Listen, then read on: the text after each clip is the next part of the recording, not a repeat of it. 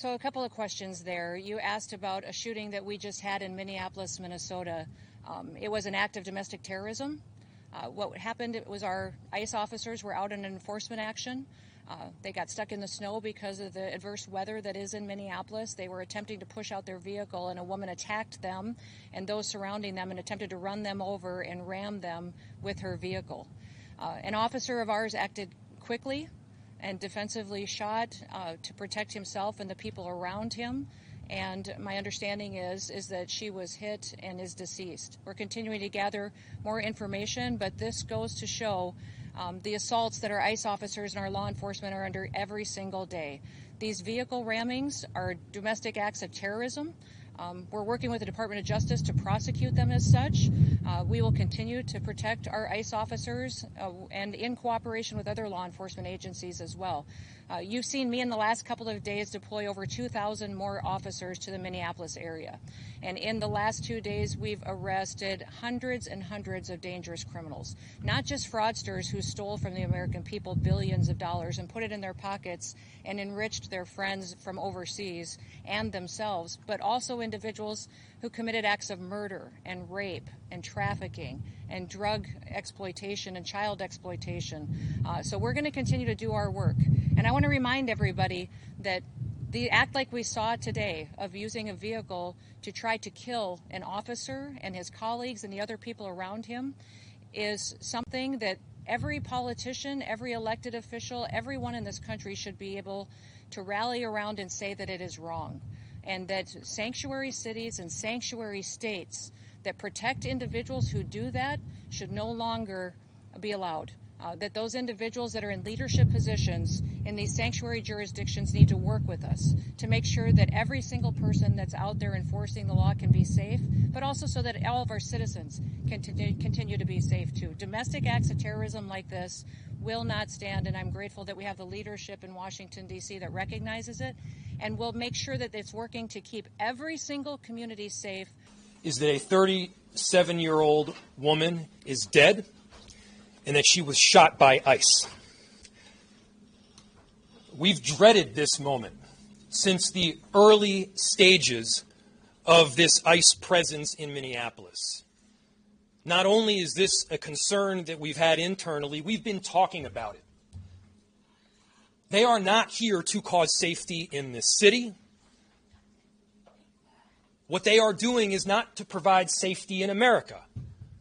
What they are doing is causing chaos and distrust. They're ripping families apart. They're sowing chaos on our streets. And in this case, quite literally killing people. Mr. Speaker, what's your reaction to the Minnesota shooting? I just saw the disturbing video. Obviously, it's a serious situation. There's going to be a full investigation, as we all know and expect. Look, it appears to us, it appears to, I guess, anybody who sees the video from certain angles that the driver of the vehicle weaponized that vehicle against law enforcement officers and against bystanders. It's a dangerous situation. People make snap judgments in those situations, and it's a really sad outcome. Look, I do think that it's right. I think maybe it was Homeland or someone put out a statement that this clearly appears to be the result of this just months-long rhetoric against law enforcement and people encouraging that kind of violence. And so we call upon all the citizens of Minneapolis to be calm. We don't want anyone to be hurt. We need law enforcement to be able to do their jobs, and it's a terrible situation. There's no evidence that has been presented to justify the shooting of an unarmed woman in Minneapolis. The so-called Secretary of Homeland Security, Kristi Noem, has zero credibility. She's a stone-cold liar.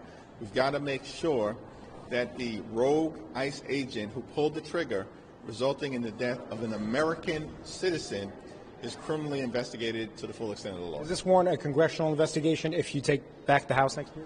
A congressional investigation should be underway now, and my Republican colleagues should show some courage and stand up as a separate and co-equal branch of government. I'd like to know where they've been and why they're not out on the streets investigating all of these people that are harassing and inciting violence on law enforcement officers right now. They're allowing this situation to be volatile. They're not doing their work. They haven't for years, and maybe they should get to work a little bit on the unprecedented fraud that we've seen in Minnesota and in Minneapolis by people that stole from American citizens and diverted funds away from vulnerable people and programs and services that they needed and put it into their own pockets. Minnesota is a train wreck. It is corrupt, and it was under the leadership of Governor Walz and this mayor that they allowed it to happen, and they let criminals and illegals and people abuse programs and steal the money, and now they're allowing violence to go forward on the streets as well. We have been warning for weeks that the Trump administration's dangerous, sensationalized operations are a threat to our public safety, that someone was going to get hurt. Just yesterday, I said exactly that. What we're seeing is the consequences of governance designed to generate fear, headlines, and conflict. It's governing by reality TV, and today that recklessness cost someone their life. I've reached out to Secretary of Homeland Security Kristi Noem, and I'm waiting to hear back. Let me be clear. Donald Trump and his administration may not care much about Minnesota. That's been pretty evident. But we love this state. We won't let them tear us apart. We'll not turn against each other. To Minnesotans, I say this. I feel your anger. I'm angry. They want a show. We can't give it to them. We cannot. If you protest and express your First Amendment rights, please do so peacefully, as you always do. We can't give them what they want. The hearts and minds of the people in this state are on our side. To Americans, I ask you this. Please stand with Minneapolis. To Minnesotans, know that our administration is going to stop at nothing to seek accountability and justice. The State Bureau of Criminal Apprehension are working on the investigation. And from here on, I have a very simple message. We do not need any further help from the federal government. To Donald Trump and Kristi Noem, you've done enough. There's nothing more important than Minnesotan safety. Somebody sent me a photo of a CNN headline about what happened in Minneapolis. And this is the headline. I'm just going to read it. Outrage after ICE officer kills U.S. citizen in Minneapolis. Well, that's one way to put it, and that is the way that many people in the corporate media have put this attack over the last 24 hours. And I say attack very, very intentionally, because this was an attack on federal law enforcement. This was an attack on law and order. This was an attack on the American people. The way that the media, by and large, has reported this story has been an absolute disgrace, and it puts our law enforcement officers at risk every single day. What that headline leaves out is the fact that that very ICE officer nearly had his life ended, dragged by a car 6 months ago, 33 stitches in his leg. So you think maybe he's a little bit sensitive about somebody ramming him with an automobile? What that headline leaves out is that that woman was there to interfere with a legitimate law enforcement operation in the United States of America. What that headline leaves out is that that woman is part of a broader left-wing network